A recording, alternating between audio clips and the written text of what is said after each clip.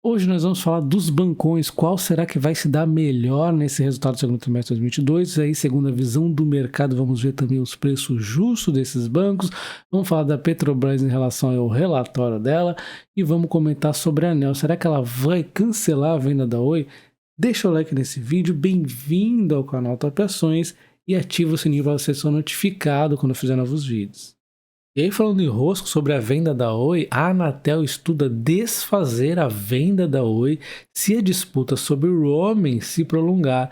O presidente da agência fala que a Vivo e a Claro e a TIM estão tentando interromper o processo na justiça de oferta de roaming e a Anatel com isso acaba fazendo essa ameaça aí, né? Uma coisa séria, tá? Então, esse negócio envolvendo a venda da rede móvel da Oi, ela teve algumas condições, né, alguns poréns aqui que eles chamam de remédios. E um deles era a oferta de serviço de roaming por cada uma das 3 operadoras a outras empresas do setor, de modo a permitir que as companhias menores possam atender seus próprios clientes. E aí o presidente da Anatel fala, né, afirma que a Claro, a TIM e a Telefônica conseguiram liminares paralelas na justiça contra a modelagem definida pela Anatel para oferta de roamings. Então, com isso, né, a Anatel se diz aí extremamente decepcionada com essa atitude das operadoras, né?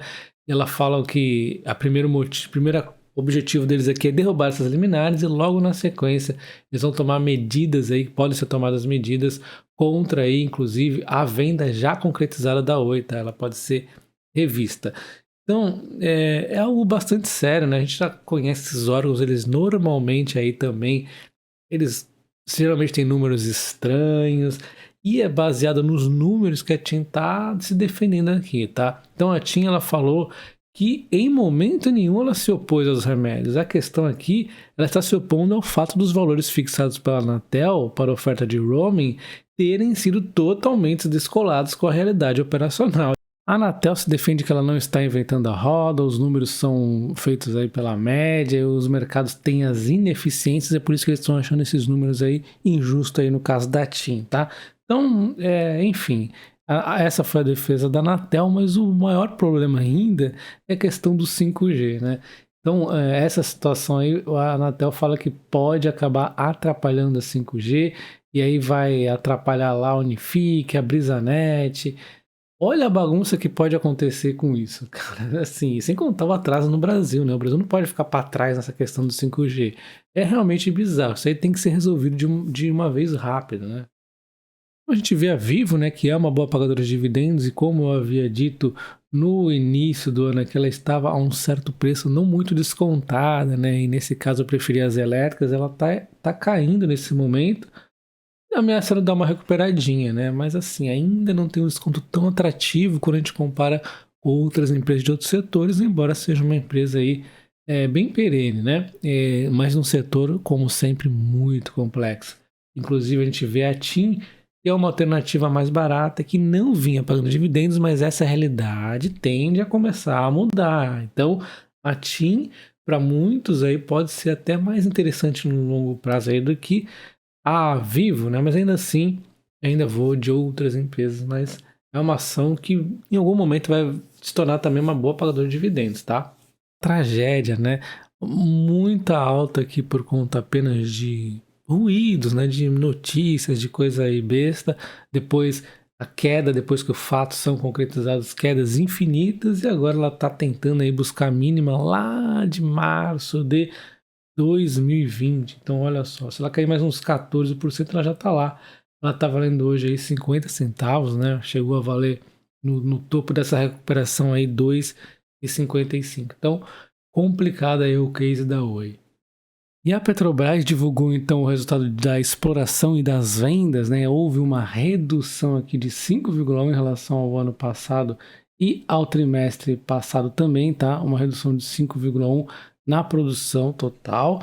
E mais aqui foi muito mais essa parte aqui, ó, do início da vigência do contrato de partilha de produção dos volumes excedentes da seção onerosa Atapu e Sépia, com impacto no 2T de 2022 e 90 mil bode, e é basicamente aqui a maior parte da diferença. Então isso aqui vai ser assim mesmo agora. O que acontece? a grossíssimo modo, é como se a Petrobras tivesse ali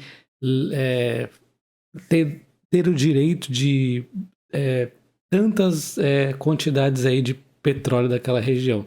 Depois descobriu-se que tinha mais, não sei o que, e aí esse excedente, né, acaba ficando aí com a União. Mas aí depois disso, a União privatizou isso aí, tá? No fim do ano passado aí deu isso aqui, ó, teve um ágio de 437, até 2 consórcios vencedores aí do exterior, tá?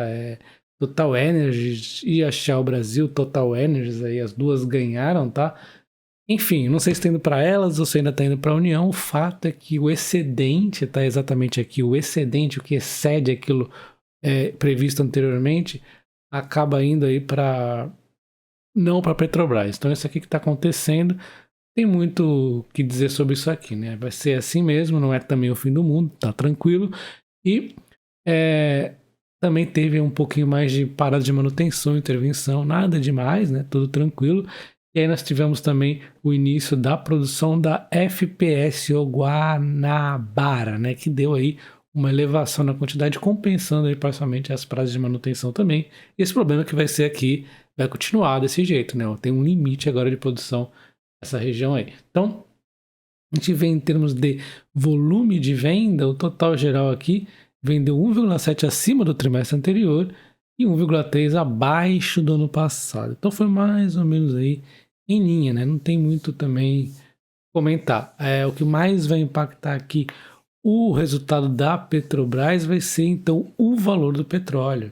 E a Petrobras, né, desde aí quem comprou lá para 2020, né, ou mesmo 2021, né, deu para ganhar bastante dinheiro com ela. Ela vem de uma alta muito significativa, continua barata, abaixo dos seus pares internacionais. O petróleo só tem um risco aí da questão se realmente entrar uma recessão pesada, senão o petróleo deve se manter ainda a bons valores, porque a Ucrânia ali, aquele conflito todo está pressionando o preço do barril de petróleo, né? E o petróleo ainda é muito utilizado no mundo, então não vejo assim uma queda tão fácil.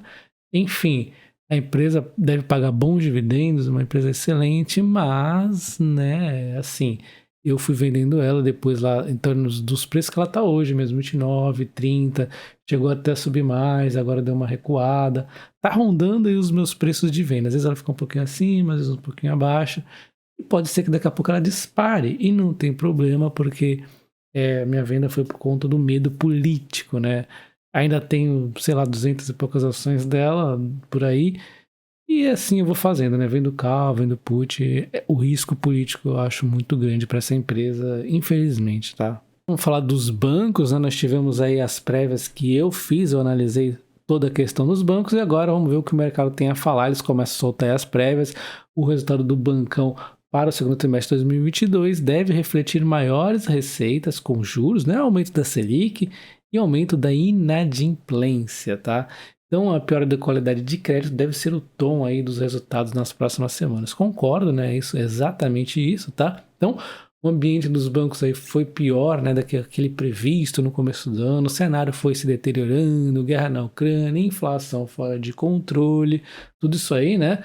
Foi deteriorando o cenário dos bancões e eles devem sofrer agora. Então, essa escalada da inflação não só corroeu o poder de compra do brasileiro, como diminuiu a sua capacidade de pagar empréstimo.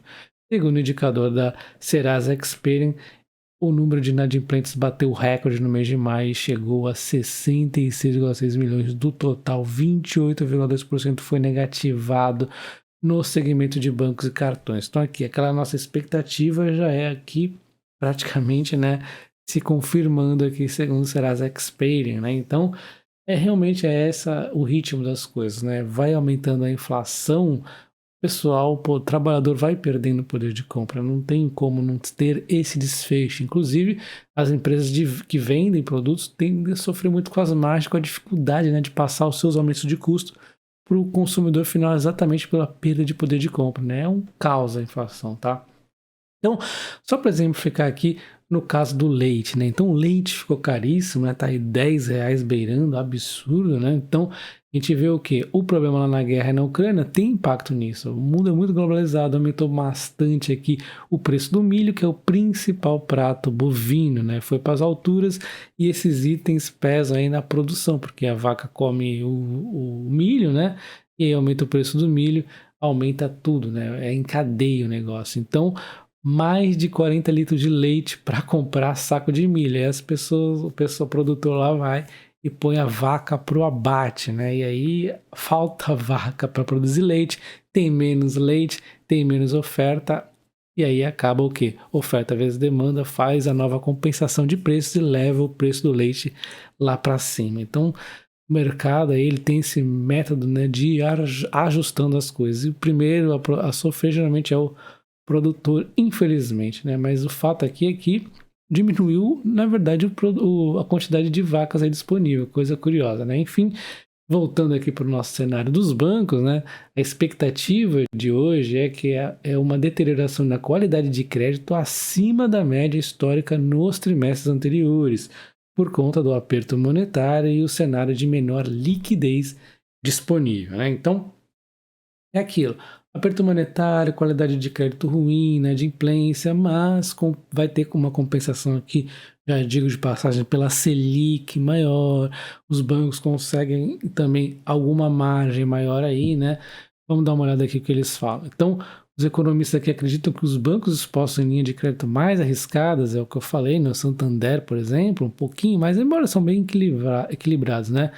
No varejo devem sentir maiores efeitos tanto da desaceleração do crédito quanto da inadimplência. Por outro lado, quanto maior o risco, maior o spread, maior tende a ser a rentabilidade da linha. Essa é uma verdade também que pode estar acontecendo, mas eu não sei se é tão instantânea assim, tá? Vamos ver se realmente vai acontecer esse spread maior nas carteiras de mais risco neste momento já, tá? Então, nesse caso, o Santander, por exemplo, teria um pouquinho aí mais de benefício. Mas repito, as carteiras dos bancos não são tão diferentes assim, né?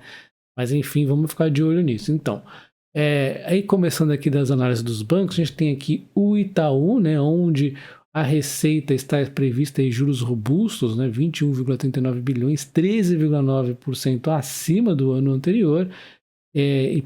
Mas também projeta a inadimplência aí subindo, né, para 7,21, bastante, hein? 53,7 a mais do que o período do ano passado. Um ROI de 20,4, né, acima aí do 18,9 do ano passado. Então melhora aí as margens, o ROI, né, na verdade, e também melhora aí a receita, só que as margens vão estar um pouquinho comprimidas aí com a inadimplência, né? Complementando aqui, né, que os resultados do segundo trimestre saem dia 9 de agosto, o preço justo da ação é R$30, eu vou planilhar todos esses preços justos, tá?